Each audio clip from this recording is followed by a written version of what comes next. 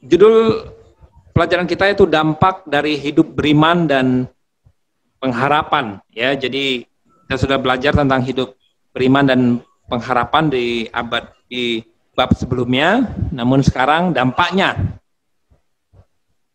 Bacaan Alkitab yaitu dari Daniel pasal 3 ayat 16 sampai 18. Kemudian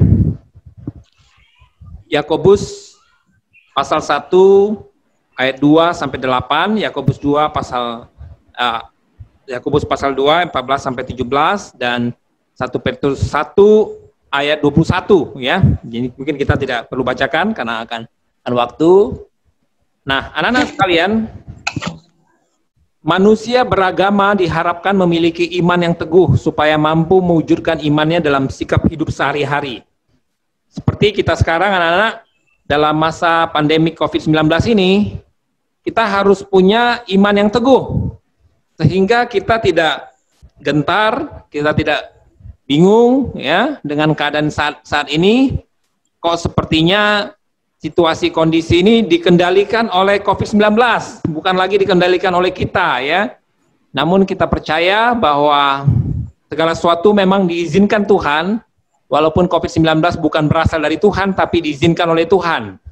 Malapetaka, bencana-bencana, semuanya diizinkan oleh Tuhan. Sebenarnya itu adalah akibat dari dosa manusia, anak-anak sekalian, ya. Pada saat Adam dan Hawa jatuh ke dalam dosa, rusak hubungan dengan Tuhan, rusak hubungan dengan sesama, rusak hubungan dengan lingkungan, dengan alam, ya, dan dengan demikian muncullah sakit penyakit, muncullah bencana-bencana, virus, dan lain sebagainya. Itu akibat dari dosa manusia. Sehingga kalau kita telusuri dari mana COVID-19 itu semuanya karena kesalahan manusia juga. Namun segala sesuatu diizinkan Tuhan, dan kita percaya dengan iman kita tetap ada dalam tangan perlindungan Tuhan, ya.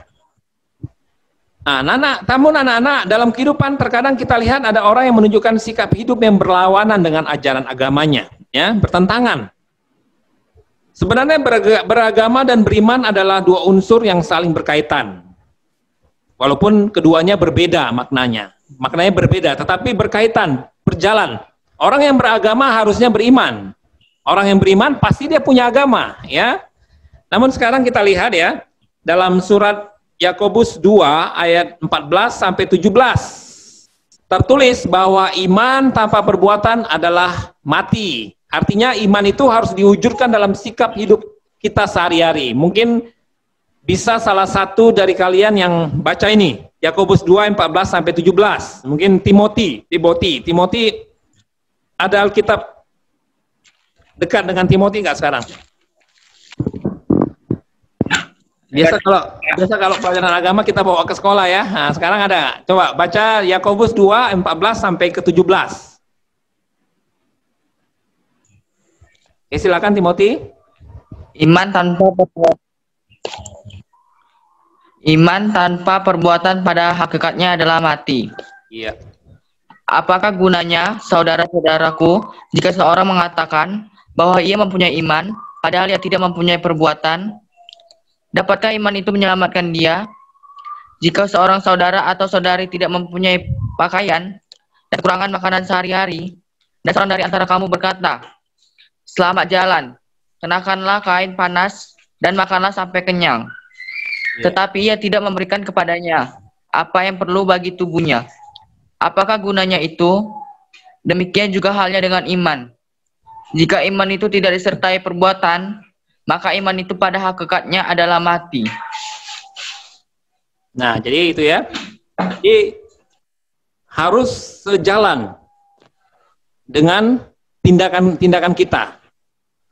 Kita beriman, kita harus punya kasih seperti Yesus mengasihi. Kita juga punya pengharapan, kita punya keyakinan bahwa Tuhan akan melindungi, ya. Di sejarah perjalanan orang Israel di padang gurun, Tuhan lindungi mereka, anak-anak sekalian, ya. Tetapi pada saat mereka degil, pada saat mereka melawan, seringkali ada diizinkan Tuhan mereka mengalami sesuatu yang tidak baik. Tetapi pada saat mereka terus ikuti apa yang Tuhan perintahkan, mereka juga jalannya lancar. Ya, begitu juga dengan kehidupan kita anak-anak. Kita beriman kepada Tuhan, kita juga harus melaksanakan, mengamalkan iman kita itu, baik lewat perbuatan kita kepada sesama maupun hubungan kita dengan Tuhan. Jadi kalau kita tidak memiliki itu, kita sama dengan Yakobus 2 ayat 14-17. Iman kita sia-sia. Kekristenan kita sia-sia anak-anak ya. Makanya malam sore hari ini kita belajar bagaimana dampak dari iman dan pengharapan kita. Kemudian manusia beragama belum tentu beriman. Seseorang dapat memeluk agama tertentu dan identitas agama tertulis di KTP-nya, misalnya Kristen, Buddha, Hindu, Muslim, maupun bukan hanya KTP tapi dokumen-dokumen lainnya. Namun anak-anak hidupnya tidak sesuai dengan ajaran imannya. Banyak anak-anak, orang Kristen juga banyak. Buktinya kita lihat di dalam penjara itu banyak orang Kristen anak-anak ya. Ya, kalau di penjara Tanjung Pinang mungkin hampir berimbang, tapi kalau di Jakarta saya pernah mengunjungi seorang kawan saya dulu masuk penjara dan saya berkunjung ke dia. Terus dia bilang di sini mayoritasnya Kristen katanya. Mayoritas di penjara Kristen, anak-anak sekalian. Mayoritas agama kita Muslim, tapi mayoritas di penjara Kristen. Ada di sana yang namanya Petrus, Paulus, ada namanya Timothy, ya kan? Ada namanya Andreas, ini ya Andreas, ada Timothy, itu nama-nama murid-murid Tuhan Yesus. Tapi mereka di dalam penjara, mereka melakukan perbuatan-perbuatan yang tidak benar, merampok, membunuh. Nah ini seperti kata-kata ini anak-anak sekalian ya. Jadi mereka beragama, tapi mereka tidak menunjukkan sesuai dengan ajaran imannya. Hal itu menunjukkan bahwa beragama tidak selalu sejalan dengan iman. Walaupun tadi seperti dikatakan, beragama dan beriman itu harusnya sejalan, harusnya. Namun banyak orang tidak seperti itu, anak-anak. Nah, idealnya adalah manusia beragama haruslah beriman. Seperti Bapak tadi katakan. Manusia beragama haruslah beriman. Timothy beragama Kristen, dia harus beriman sesuai dengan iman Kristen. Sagita juga begitu, Wilson, Medi, ya, Ovel, dan juga murid-murid lainnya. Nah, dalam pelajaran ini kalian akan dibimbing untuk memahami apa dampak dari hidup beriman dan berpengharapan. Jadi seperti tadi dikatakan, iman, perbuatan, dan tindakan harus sejalan. Pada saat kita memiliki iman dan pengharapan, dampaknya pasti ada dalam kehidupan kita anak-anak sekalian. Kita akan dibimbing untuk memahami dampak dari hidup beriman dan berpengharapan dengan cara belajar dari berbagai cerita kehidupan dan cerita Alkitab. Nah, coba anak-anak sekalian. Kita masuk bagian B, memahami makna iman dan pengharapan. Coba kalian cermati gambar ini ya. Selanjutnya saya minta Sagita. Apa yang Sagita lihat dari gambar ini? Sampan. Sampan atau perahu ya. Kemudian? Iya.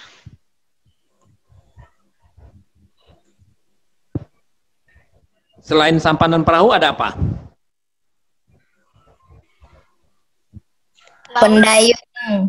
Pendayung. Oke, siapa yang jawab tadi? Wilson ya, sampan.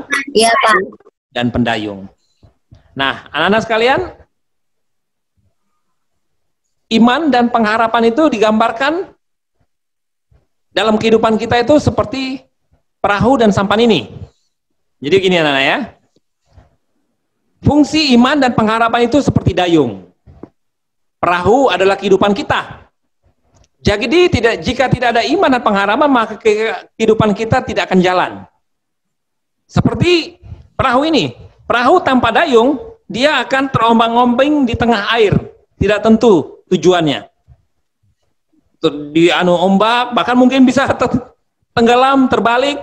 Atau kalau nasib baik, dia akan terdampar di suatu daratan mungkin ya, namun nggak ada arah begitu. Nah begitu juga kehidupan kita tanpa iman dan pengharapan nggak ada arah. Kita akan terombang-ambing anak-anak sekalian.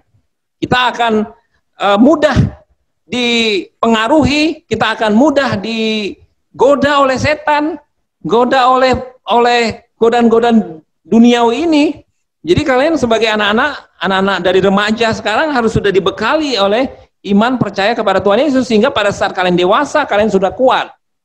Kita lihat sekarang banyak misalnya artis-artis ya tergiur atau tertarik dengan pacarnya, ya mereka jadi berpindah agama, ya berpindah agama. Kenapa? Karena mungkin dasarnya tidak kuat anak-anak. Mereka hanya Kristen KTP. Nah, jadi kalian dengan pelajaran ini kalian harus sadar bahwa iman itu penting. Pengharapan kepada Tuhan Yesus itu penting.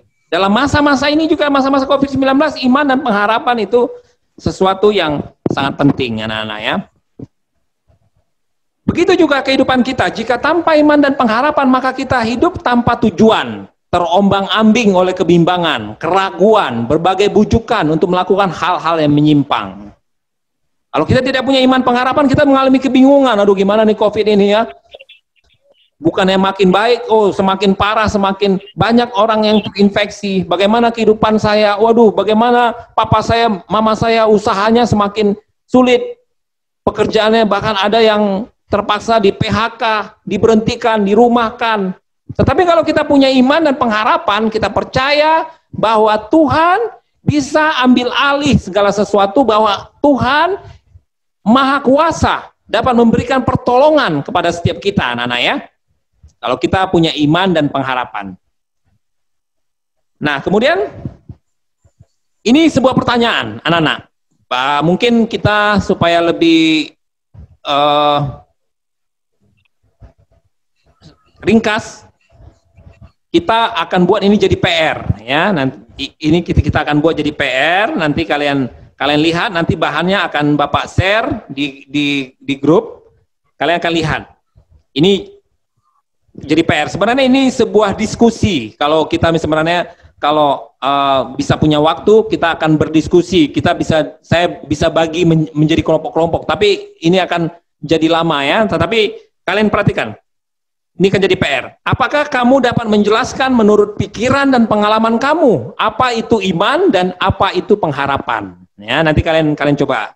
Kemudian yang kedua, siapakah tokoh dalam Alkitab yang dapat kamu teladani ketika membahas mengenai iman dan pengharapan? Oh, siapa ya? Wah, oh si ini. Nah, gitu ya. Jadi kalian buatnya begini. Menurut saya iman adalah, sedangkan pengharapan adalah.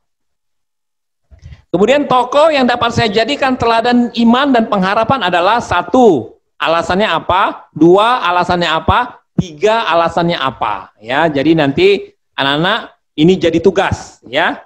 Jadi tugas kepada kalian. Kira-kira jelas nggak tugas ini? Jelas, Pak. Oke, siap ya. Jelas, Pak. Nah, kemudian kita lanjut. Kata iman dalam perjanjian lama berarti berpegang teguh. Berpegang teguh itu berpegang erat, anak-anak. Kalau kalian masih anak-anak nih, ya kan? Kalian mungkin masih ingat waktu kalian SD atau masih kalian TK. Kalau kalian kemana-mana pasti kalian pegangan sama mama, ya kan? Pegangan sama papa. Apalagi kalau datang ke keramaian, ke pasar, oh kalian pegangan. Kenapa? Karena kalian takut terlepas, atau kalian takut ketinggalan, atau kalian takut kehilangan. Jadi kalian berpegang terus. Kalian percaya sama bapak dan mama, percaya.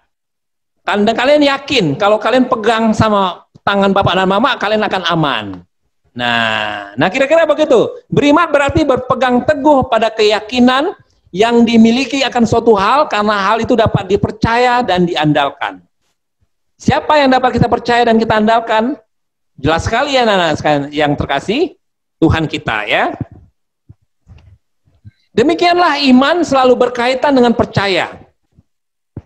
Beriman berarti kita percaya kepada Tuhan yang telah menyatakan diri di dalam Yesus Kristus.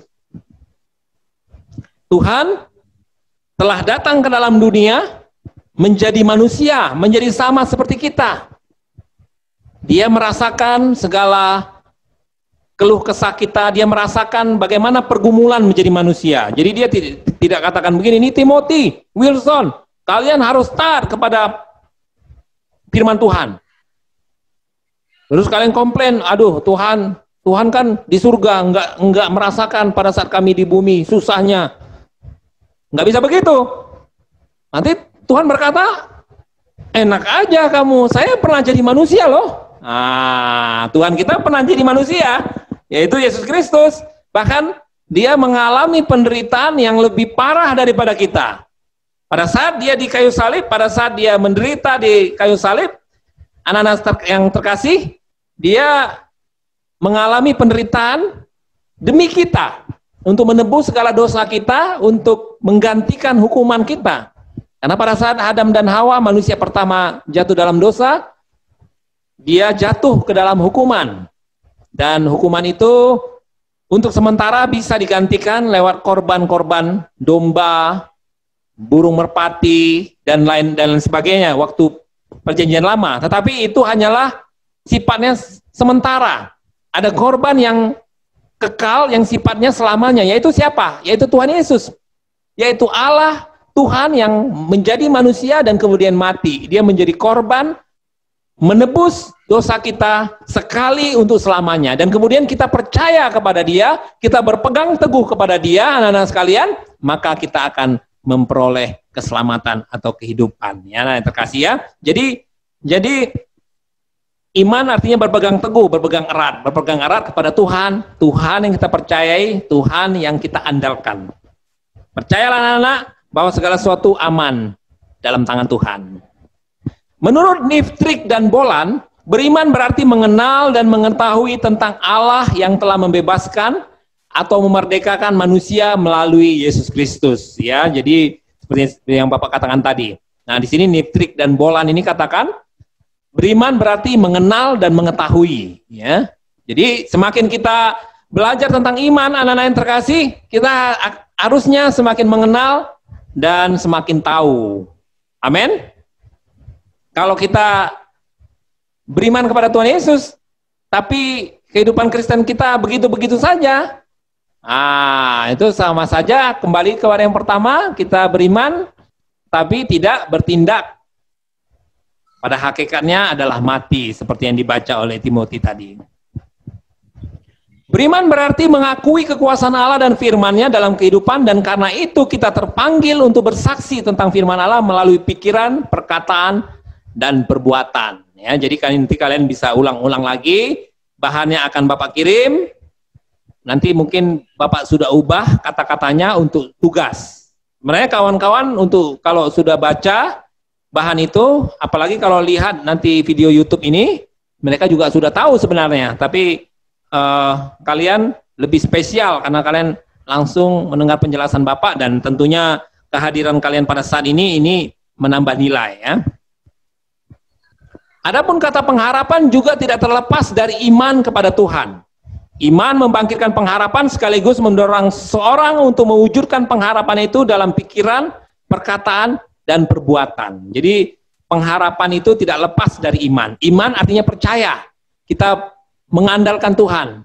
Nah, kalau pengharapan berarti kita percaya bahwa Tuhan akan menolong kita. Kita percaya bahwa Tuhan akan memimpin dan menuntun kita. Pengharapan kita bahwa pengharapan kita untuk ke surga itu akan mendorong kita untuk berbuat baik, berbuat sesuai yang Tuhan perintahkan, untuk suatu kali kita akan pergi ke surga. Ya, jadi pada saat Wilson ingin menjadi juara kelas, dia berharap untuk menjadi juara kelas. Kemudian apa yang dia lakukan? Dia akan belajar sungguh-sungguh, ya. Dia akan belajar sungguh-sungguh, dan dia yakin pada saat dia belajar, dia yakin dia akan mendapat nilai yang tinggi. Nah, itu mirip seperti itu, anak-anak sekalian, iman dan pengharapan. Kita berharap bahwa Tuhan akan menolong kita. Yang mendorong harapan itu apa? Kita percaya bahwa Tuhan pasti akan menolong kita. Ya, seperti tadi yang Bapak tadi katakan, kita berpegang erat kepada mama dan bapak waktu kita kecil ya, mungkin setelah besar Medi malu gandengan sama mama sama bapaknya, kayak anak-anak, ya kan? Tapi waktu kecil kita berpegangan, kita percaya bahwa kita akan aman dalam perlindungan mama dan bapak kita yang kita pegang erat itu. Nah, kita beriman, kita percaya bahwa Tuhan akan melindungi kita, memberkati kita. Dan kita juga berharap bahwa suatu kali Tuhan akan memberikan jalan yang terbaik kepada setiap kita. Khususnya dalam masa-masa ini, anak-anak, dalam masa pandemi COVID-19, harapan kita bahwa Tuhan menolong kita. Di dalam harapan itu ada keyakinan, kepercayaan bahwa Tuhan dapat dan mau untuk menolong kita. Itulah iman. Jadi iman dan pengharapan itu berjalan bersama-sama. Pengharapan merupakan suatu keinginan akan sesuatu yang baik atau suatu tujuan. Jadi anak-anak, tugas tadi, pertanyaan tadi kalau kalian pelajari ini, jawabannya sudah ada di sini, ya. Jawabannya sudah ada di sini. Nah, tiap orang mempunyai harapan akan kebahagiaan sejati yang telah ditanamkan dalam setiap hati manusia. Seperti tadi pengharapan Wilson, misalnya dia ingin menjadi juara kelas, ya. Karena mau jadi juara kelas, dia terdorong untuk belajar sungguh-sungguh, ya. Jadi pengharapan kita mengalami di sini dikatakan kebahagiaan sejati atau kehidupan yang kekal. Harapan ini adalah suatu keinginan hati berdasarkan iman. Jadi sebenarnya anak-anak, iman dan pengharapan itu sebenarnya sejalan, walaupun pengertiannya beda, tetapi sejalan. Tanpa iman maka manusia tidak akan mempunyai pengharapan. Tanpa iman manusia tidak punya pengharapan. Karena kita berharap kepada siapa? Berharap kepada siapa, anak-anak? Pada saat kita berharap kepada Tuhan, berarti itu iman. Kita percaya. Tadi kan di Trik dan Bolan tadi katakan, iman adalah percaya, mengenal, mengetahui. Nah, tanpa iman manusia tidak akan mempunyai pengharapan. Harapan inilah yang membuat manusia bertahan menanggung segala macam penderitaan dan kesulitan hidup. Karena berharap akan kehidupan kekal yang di surga. Jadi anak-anak yang terkasih, kalau kita belajar tentang sejarah gereja, tentang sejarah orang-orang percaya dari zaman dulu, banyak orang-orang percaya yang mati, martir, anak-anak sekalian ya. Mereka mati, mereka harus dibunuh karena iman kepada Tuhan. Mereka dipaksa, salah satunya Polikarpus, dia disuruh menyangkal imannya kepada Tuhan Yesus. Dan dia jawab, dia dikatakan, kalau kamu tidak mengutuk Tuhanmu, maka kamu akan kami bakar. Tapi kalau kamu mengutuk Tuhanmu, Tuhan Yesusmu, maka kamu akan kami lepaskan. Ya, dia katakan anak-anak, 86 tahun aku ikut Tuhan, dan tidak sekalipun, tidak sedetik pun dia mengecewakan aku. Masakan aku mau mengutuk dia? Nah, jadi akhirnya anak-anak dia sudah di kayu, sudah mau dibakar, sudah disiram minyak, sudah tinggal dibakar di kayu api. Kemudian dia apa katanya anak-anak? Dia katakan, kalian bisa membunuh aku, membunuh tubuhku, tetapi tidak bisa membunuh jiwaku. Tetapi nanti kalian akan mengalami kematian tubuh dan jiwa kalian. Jadi dia kemudian langsung dibakar. Nah, kenapa banyak orang percaya bisa begitu, anak-anak? Mengapa mereka bisa menanggung penderitaan itu? Karena mereka punya harapan bahwa mereka akan masuk ke surga. Mereka punya harapan akan kehidupan kekal yang di surga. Kita percaya ada kehidupan baik yang akan Tuhan berikan kepada setiap kita. Pengharapan orang Kristen bukan hanya di masa kini, tetapi juga masa depan yang lebih baik bagi kehidupan kekal di surga. Ya, ini siapa yang nulis ini? Amin ini. Ya.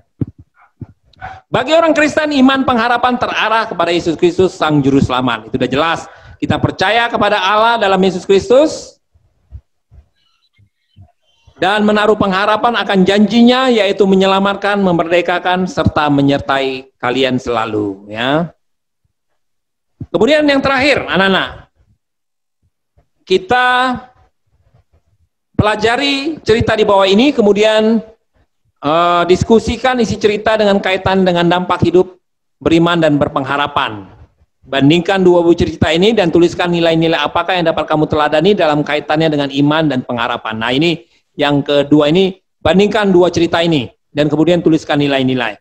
Untuk cerita ini, Bapak sudah pernah kirim pelajaran yang secara utuh. Ya, mungkin kalau kalian sudah hilang, nanti Bapak bisa kirim lagi pelajaran pendidikan agama budi pekerti secara utuh. Nanti kalian bisa baca ya. Nah, tetapi Bapak akan share screen yang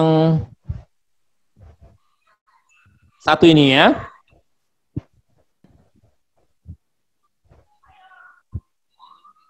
Nah, kemudian ini ya. Kita dengarkan ceritanya ya, kalian sambil baca juga. Dr. Moore dan anak lelaki buta. Dr. Moore adalah seorang dokter terkenal dan dihormati. Melalui tangannya sudah tak terhitung nyawa yang diselamatkan. Dia tinggal di sebuah kota tua di Prancis.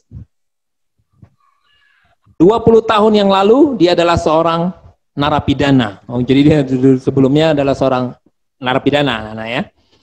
Kekasihnya mengkhianati dia lalu lari ke pelukan laki lain. Karena emosinya dia melukai laki-laki tersebut. Maka statusnya sebagai mahasiswa di universitas terkenal berubah menjadi seorang narapidana. Dia dipenjara selama 3 tahun ya, gara-gara cinta. Gara-gara cinta akhirnya dia dipenjara, anak ya. Setelah keluar dari penjara, kekasihnya telah menikah dengan orang lain. Kemudian statusnya sebagai bekas narapidana menyebabkan sukar memperoleh pekerjaan. Ketika melamar pekerjaan, ia menjadi bahan ejekan dan hinaan. Dalam keadaan sakit hati, Moore memutuskan akan menjadi perampok. Nah, ini dia.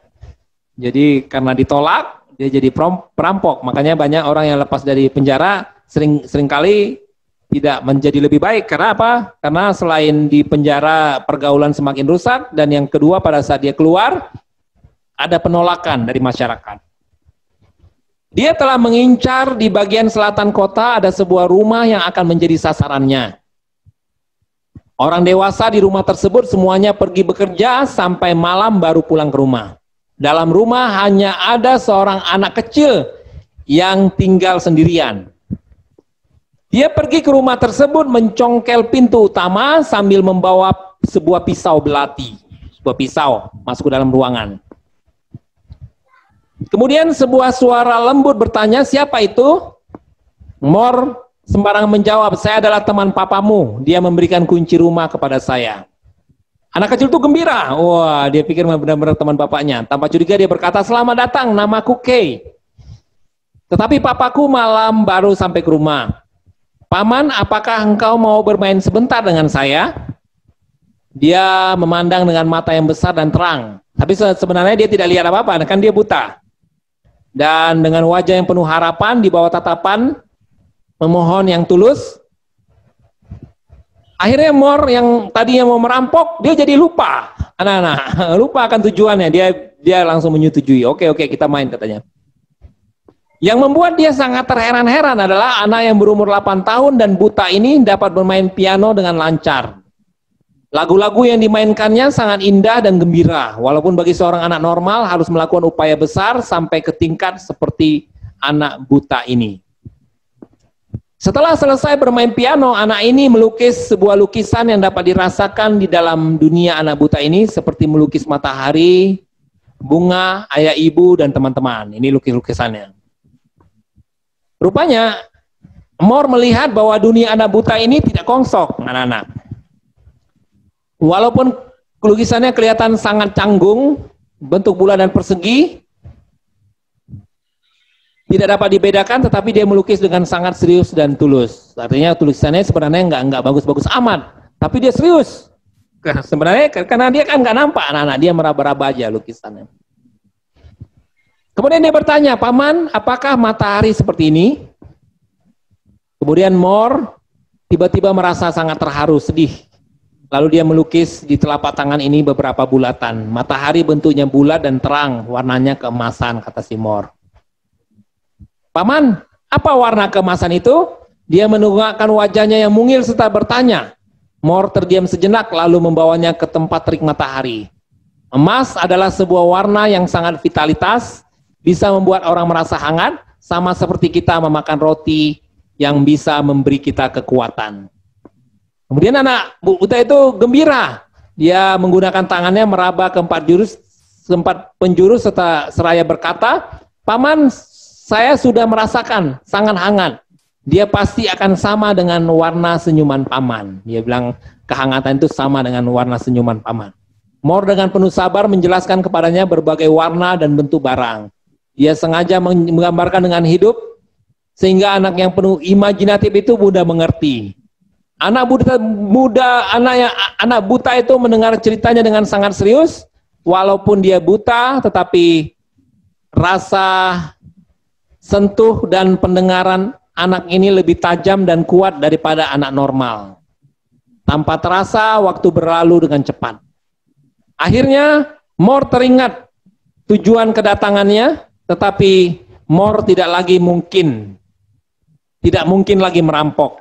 Hanya karena kecaman dan ejekan dari masyarakat, dia akan melakukan kejahatan lagi. Berdiri di hadapan Kay, dia merasa sangat malu, lalu dia menulis sebuah catatan untuk orang tua Kay. Tuan dan Nyonya yang terhormat, jadi dia tulis surat anak-anak ya. Maafkan saya mencongkel pintu rumah kalian. Anda adalah orang tua yang hebat, dapat mendidik anak yang demikian baik.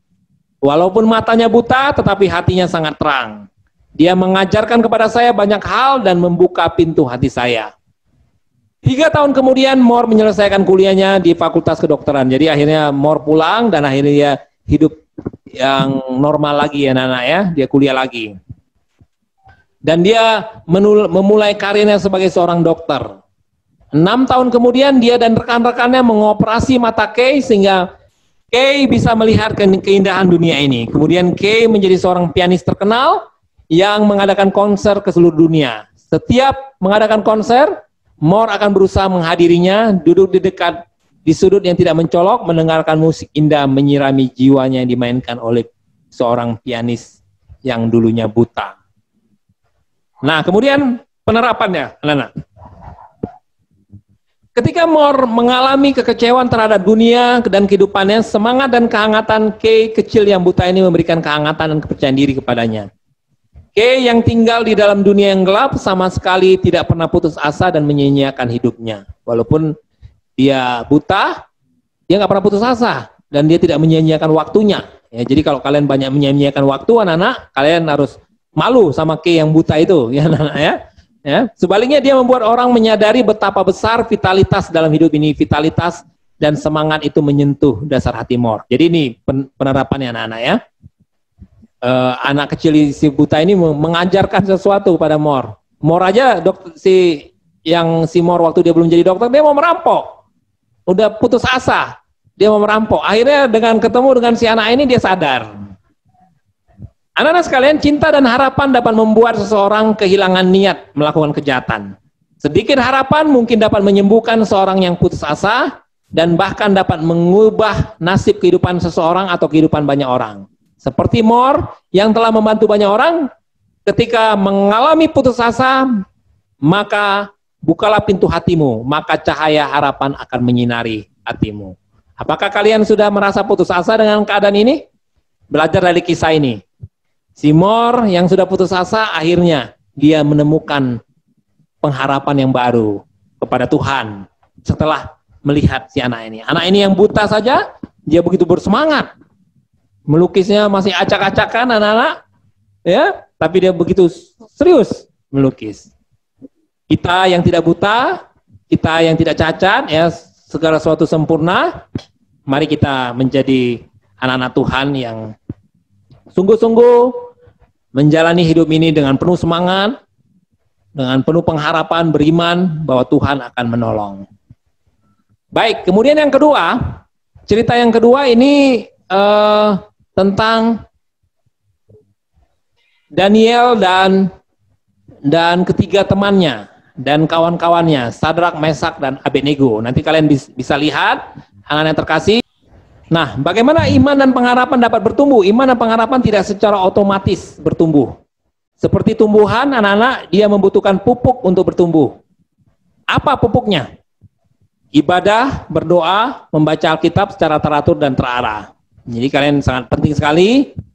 Kayaknya Bapak nggak perlulah buat, ayo laporan baca. Tapi kalau kalian ingin memiliki hidup beriman dan pengharapan, mulai berdoa, rajin beribadah, baca Alkitab. Kalau sekarang gereja kalian belum ada ibadah online juga ada ya. Kita sekali dua atau 3 minggu sekali di sekolah kita juga ada ya bersama para alumni. Mintalah Roh Kudus membantu menerangi akal budi kamu supaya kamu dapat memahami isi Alkitab dengan baik.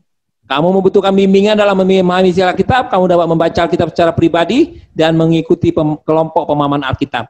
Kamu juga dapat meminta bimbingan dari pendeta, majelis jemaat, ataupun orang tua kamu, atau kepada guru agama. Guru agama kalian siapa? Yaitu Bapak, ya. Jadi banyak tanda-tanda. Nah, anak-anak sekalian, kalian dapat belajar selanjutnya dari buku tersebut, ya. Tetapi saya akan bacakan refleksi. Setelah memahami makna beriman dan berpengharapan serta dampak hidup beriman dan berpengharapan, kini kamu dapat menulis refleksi pendek mengenai diri kamu, ya, penerapannya dalam hidup kita. Apakah kamu memiliki iman pengharapan? Apakah arti beriman dan pengharapan dalam hidup kamu sebagai remaja SMP? Kamu tidak perlu menjadi Daniel ataupun Dr. Moore atau Kay, tetapi paling tidak kamu memiliki beberapa indikator, ya, indikator petunjuk sebagai orang beriman dan berpengharapan. Tulis refleksi kamu dengan jujur. Ini yang tadi, ya, ini anak-anak, ya. Dampak hidup beriman dan pengharapan bagi saya. Tidak mengandalkan diri sendiri, tetapi mengandalkan Tuhan. Nah, apakah kita sudah demikian? Ya, kalian dapat tulis, dapat ini. Ini nggak perlu tugas lah, nggak perlu tugas karena tugas sudah ada tadi, ya.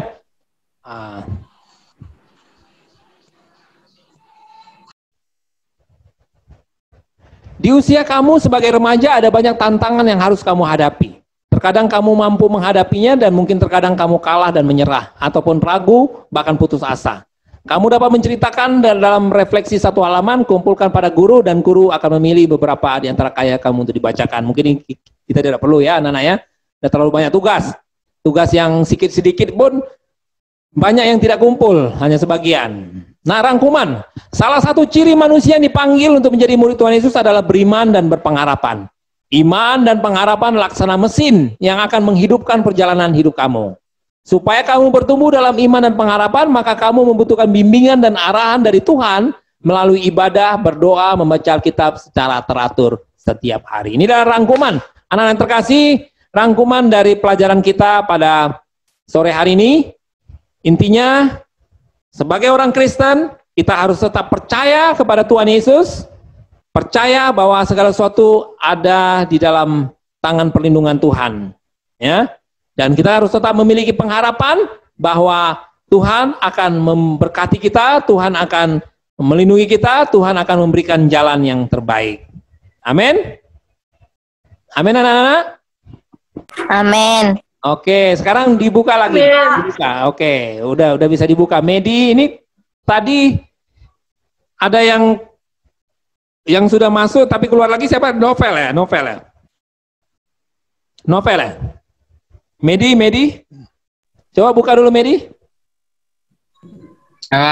Ya, Medi kan ketua kelas masih kan, walaupun di online nggak ada masuk kelas. Tadi siapa? Oh ya, Pak, izin keluar, saya mau pergi. Waduh. Kenapa tadi kepencet? Oke. Kira-kira ada pertanyaan, anak-anak? Ada pertanyaan? Tidak, Pak. Nggak ada, Pak. Oke. Sagita. Ya. Oke, Pak. Ya, silakan doa Sagita. Terima kasih Tuhan atas pembelajaran hari ini. Kami telah tahu pembelajaran beriman dan berpengharapan. Kami akhiri pembelajaran ini, Tuhan. Terima kasih banyak. Amin. Amin. Oke ya. Jadi terima kasih anak-anak. Ini ada Sagita, Wilson, Medi, Timothy, terus siapa lagi tadi? Belencia dan ini ya. Dan Novel ya. Yang hadir ya. Belencia ada tadi kan? Baterainya habis, Pak, tadi. Hah? Baterainya habis. Iya, Balance kan kakak adik dengan Sagita kan? Iya, Pak. Iya, bisa satu aja, satu ini aja, satu HP aja supaya jangan boros pulsa ya kan? Oke ya, terima kasih ya Timothy, Sagita, Wilson, Medi. Semoga minggu depan doakan supaya kawan-kawannya bisa ikut. Saya nggak tahu nih kenapa nih alasannya ya. Oke, selamat sore anak-anak. Sore, Pak. Oke, Tuhan Yesus memberkati. Bapak tutup ya. Bapak end meeting ya. Oke, Pak. Ya, siap. Ya, Pak.